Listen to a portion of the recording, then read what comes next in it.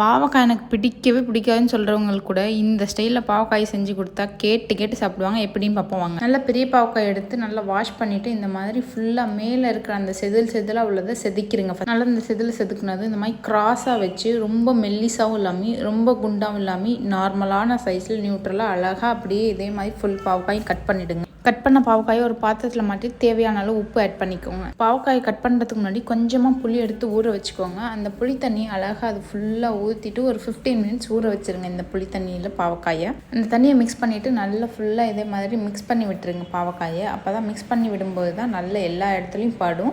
So ஒரு 15 minutes அப்படியே ஊற வச்சுருங்க. 15 to 20 மினிட்ஸ் நல்லா ஊறின பிறகு இதே மாதிரி மெதுவாக புளிஞ்சு எடுத்து வேற ஒரு பாத்திரத்துக்கு ட்ரான்ஸ்ஃபர் பண்ணிக்கோங்க. பாவக்காயை ஃப்ரை பண்ணுறதுக்கான பேட்டர் ஒரு 4 ஸ்பூன் கடல மாவு ஆட் பண்ணிக்கோங்க. தென் ஒரு 2 ஸ்பூன் அரிசி மாவு, 2 ஸ்பூன் கார்ன்ஃப்ளவர் மாவு ஆட் பண்ணி நல்லா மிக்ஸ் பண்ணணும்.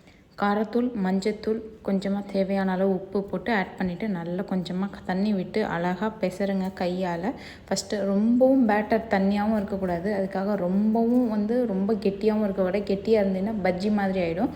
ஸோ ஒரு அழகான ஒரு பதத்துக்கு நூல் பதத்துக்கு வர மாதிரி பார்த்துக்கோங்க. கொஞ்சம் பெருங்காயத்தூளும் ஓமத்தை நல்லா கொஞ்சம் க்ரஷ் பண்ணி உங்களுக்கு ஓமம் பிடிக்கும் அப்படின்னா ஆட் பண்ணிக்கோங்க. இந்த பேட்டர் ரெடி பண்ணும்போதே வீட்டில் கொஞ்சமாக வாழைக்காய் அந்த மாதிரி இருந்ததுன்னா இதே மாதிரி அழகாக ஸ்லைஸாக கட் பண்ணிக்கோங்க. ஸ்லைஸ் பண்ணிவிட்டு சும்மா ஸ்நாக்ஸுக்கு குழந்தைங்களுக்கு நம்ம ரெடி பண்ணி வச்சுருந்தோம் இல்லையா, அந்த பேட்டரில் அழகாக பட்டும் படாமலும் வடிவேல் சொல்கிற மாதிரி போட்டு எண்ணெயில் போட்டு எடுத்துருங்க.